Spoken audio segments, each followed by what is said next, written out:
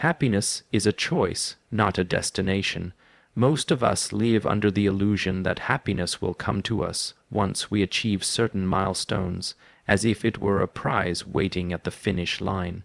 We think, I'll be happy when I get that job, when I buy that house, when I find the perfect partner, when my bank account has enough zeros. We chase happiness like it's somewhere far ahead of us, always just out of reach. But the truth is, happiness is never waiting at the end of the road. It is here, in this moment, available if we choose it. The problem is that we confuse pleasure, achievement, and validation with happiness. When we get something we desire, we feel a rush of excitement, but it fades quickly. Soon after, a new desire replaces it. The mind is like a treadmill. It keeps moving, pushing us to run after the next thing, the next accomplishment, the next possession. This endless chase convinces us that happiness lies in the future, but it doesn't. It lies in how we choose to interpret and experience the present. Choosing happiness does not mean ignoring challenges or pretending life is perfect. Life will always bring difficulties, losses, and moments of struggle. The difference lies in how we respond. Two people can go through the same event and experience it completely differently based on the meaning they give it. One person may see failure as the end, another may see it as a lesson and a chance to grow. Happiness is born from this perspective.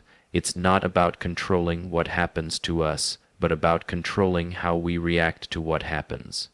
Often, we delay our happiness, convincing ourselves it belongs to the future. I'll be happy when I graduate. I'll be happy when I retire. I'll be happy when I've proven myself. This mindset keeps us prisoners of time. Life slips away as we keep waiting for happiness to arrive, never realizing that the waiting itself is the barrier. By postponing joy, we fail to notice the little things that could make us happy today: a meaningful conversation, the beauty of the morning sky, the comfort of a warm meal, or simply the fact that we are alive. Happiness as a choice means deciding to stop waiting. It means noticing what we already have instead of obsessing over what we lack. Gratitude plays a central role in this. When you practice gratitude, you shift your attention away from scarcity and towards abundance. You begin to realize that even without reaching every dream, there is so much to be thankful for right now. Gratitude doesn't mean you stop striving for more. It simply means you stop denying yourself joy until you get it. Another reason happiness is a choice is because it requires awareness. The mind tends to dwell on the past or worry about the future, both of which steal our happiness.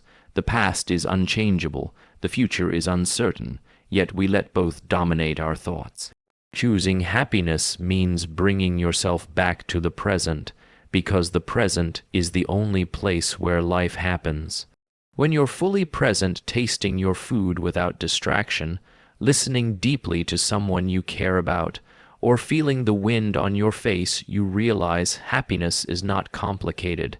It's about being alive and aware in this moment. Of course, this choice is not always easy.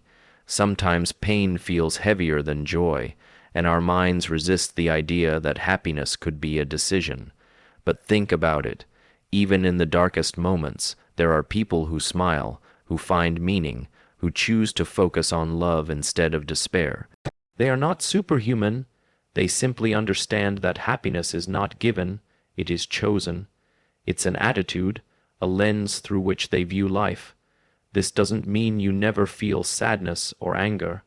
Those emotions are part of being human. But even then, you can choose not to let them define you. You can choose to see them as passing clouds instead of permanent storms. Happiness doesn't require you to suppress pain. It requires you to rise above it, to not let it consume the whole of your existence. At the end of the day, happiness is not at the end of a path, not in a future moment, not hidden in someone else's approval. It's in how you choose to live now. It's in whether you decide to see beauty in the ordinary, whether you find peace within yourself, whether you let gratitude outweigh dissatisfaction. The choice will present itself every day. Will you wait for happiness like it's somewhere far away, or will you claim it right here, right now? The moment you stop chasing and start choosing, you realize happiness was never a destination, it was always within you, waiting to be seen. Reduce desires, increase peace. This is one of the simplest yet most powerful formulas for happiness, and it is often overlooked because the modern world teaches us the opposite. Everywhere we look, we are told to want more money, more success, more possessions, more recognition. From childhood, we are conditioned to chase desires as if fulfillment lies at the end of accumulation. Yet the more we run, the further peace seems to drift away. The truth is, peace doesn't come from multiplying desires, it comes from reducing them. Desire in itself is not the enemy. Desire is what drives us to grow, to build, to evolve. The problem arises when desire becomes endless, when every fulfilled wish is immediately replaced by another. This endless loop keeps us restless, always dissatisfied, always waiting for the next thing to finally make us happy. It's like drinking salt water. The more you drink, the thirstier you become. If happiness equals reality minus expectations, then the more desires you pile onto reality, the more difficult it becomes for reality to ever match. That gap between what is and what you want is where suffering lives. Think about the times you felt most at peace. It wasn't when you had everything, but when you needed nothing. Maybe it was sitting under the sky watching clouds move. Maybe it was sharing a simple meal with someone you love. Or maybe it was lying in bed after a long day with no plans to rush into. In those moments, peace didn't come from something extra you gained, but from the absence of craving. You weren't weighed down by the pressure of "I must have this" or "I must be there." You were simply present, content, and free. Reducing desires doesn't mean giving up ambition or refusing to dream. It means being selective. Not every desire deserves to occupy your mind and steal your energy. Some desires are distractions dressed as goals, and some are borrowed from society's script rather than your own truth. When you strip away the unnecessary, you're left with the few desires that truly matter to you, the ones aligned with your values and your authentic self. This kind of simplification brings clarity and calm. The culture of more teaches us that satisfaction is outside us, but peace arises when we recognize we already have enough. If you have food to eat, a safe place to rest, and people who care for you, you already possess more than what countless others are praying for. Shifting from a mindset of scarcity to one of sufficiency is liberating. It doesn't mean you stop improving your life, but it means you stop letting every new craving hold your happiness hostage. Reducing desires also means reducing comparisons. Much of what we want is not because we need it, but because someone else has it. Social media has amplified this tendency, constantly reminding us of what we don't have. The endless scroll of other people's achievements and possessions feeds the illusion that we are behind. But comparison is a trap. There will always be someone richer, more successful, more admired. If peace depends on outpacing everyone else, peace will never arrive. The cure is detachment, focusing only on your lane, your journey, your growth. Minimalism is not just about physical possessions. It's also about mental clutter. Every desire you hold is like a tab open in your mind, draining energy. The more tabs, the slower your system runs. By closing the ones that don't matter, you free up space for what truly matters. Peace is not found in adding more tabs, but in simplifying the screen. When you reduce desires, gratitude naturally expands. You begin to notice the beauty in what you already have. The small things, the warmth of sunlight, the taste of water when you're thirsty, the smile of a loved one become enough. Gratitude and desire cannot coexist in the same breath. The more grateful you are, the fewer desires you cling to. The fewer desires you cling to, the more grateful you become. This cycle leads to a deep, lasting peace, of course. Reducing desires is not easy. It requires awareness, discipline, and practice. It means pausing before every craving and asking, do I really need this, or is it just noise? It means resisting the pull of consumer culture and choosing simplicity over excess. It means recognizing that chasing every desire is not freedom but slavery. True freedom is not the ability to pursue everything you want, it's the ability to not be controlled by what you want. In the end, peace does not come from having everything, but from needing little. The richest person is not the one who has the most, but the one who desires the least. When you learn to reduce desires, life feels lighter, calmer, and more spacious. You no longer carry the weight of endless expectations.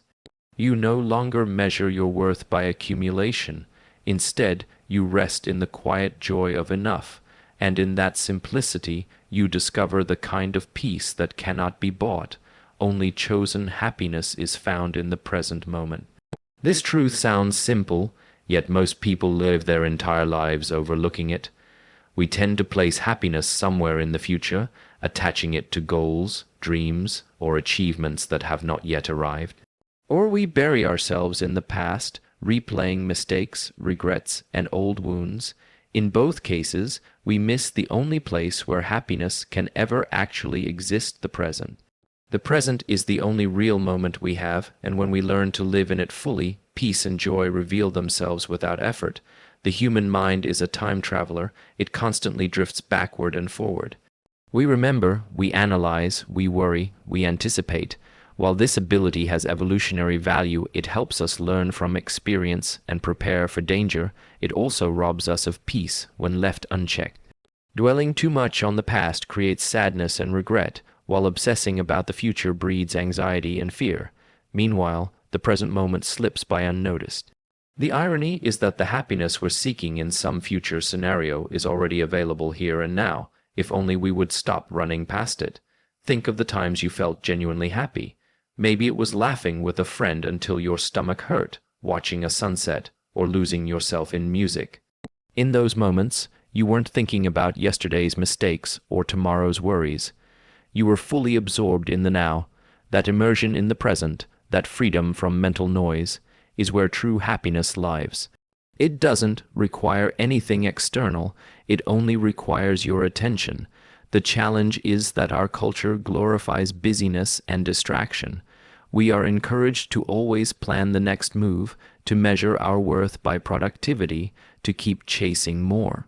Our devices constantly pull us out of the present with notifications, updates, and endless streams of content. We live with one foot in yesterday, one foot in tomorrow, and almost no grounding in today. This habit keeps happiness feeling elusive, as if it belongs to some other time. But the present is all we ever truly have. The past is a memory, the future is an idea, but the present is reality unfolding before us. Learning to live in the present moment doesn't mean abandoning goals or ignoring responsibilities. It means not postponing joy until those goals are achieved. You can still work for the future while appreciating the now. You can still reflect on the past without becoming trapped in it. Presence is about balance, honoring where you've been, preparing for where you're going, but fully inhabiting where you are. One way to reconnect with the present is mindfulness. This is not something mystical. It's simply paying attention. When you eat, actually taste your food. When you listen to someone, give them your full attention without rehearsing your reply. When you walk outside, notice the feel of the ground beneath your feet and the air against your skin. These small acts of presence can transform ordinary moments into sources of quiet joy. The more you practice them, the more you realize happiness is not hidden in extraordinary events. It is woven into the fabric of everyday life. Another path to the present is acceptance. Much of our suffering comes not from what's happening, but from our resistance to it. We wish things were different. We replay scenarios in our heads. We fight against reality. But the present moment is indifferent to our wishes. It simply is. When we stop resisting and start accepting, peace arises.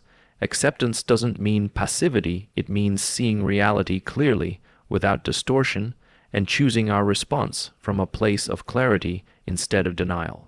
Children often embody this principle naturally. Watch a child play and you'll see someone fully immersed in the present. They're not worried about tomorrow or dwelling on yesterday. They are alive in the moment, engaged with whatever is in front of them. As adults, We lose this ability under the weight of responsibilities and overthinking, but it's not gone, it can be relearned. It begins with slowing down, with remembering that life is happening now, not later. The great paradox is that by clinging to the future, we miss life itself. We say, I'll be happy when things settle down, when I earn more, when I finally have time. But life never pauses to deliver that perfect moment. The only time we can experience happiness is this moment, because this moment is life. The present is not a stepping stone, it is the destination. Ultimately, happiness is not about control, accumulation, or waiting. It is about awareness. It is about seeing what's right in front of you with open eyes and an open heart. When you train yourself to live in the now, gratitude expands, desires shrink, and peace flows naturally. You realize that nothing external has to change for you to feel whole. You simply have to arrive where you already are. Happiness is not hidden in the past, not waiting in the future. It's right here in this breath, in this heartbeat, in this fleeting moment that will never come again. The choice is whether you'll notice it, whether you'll allow yourself to experience it, or whether you'll let it pass while you chase a tomorrow that never arrives. To be happy, you don't need to go anywhere else. You only need to come home to the present.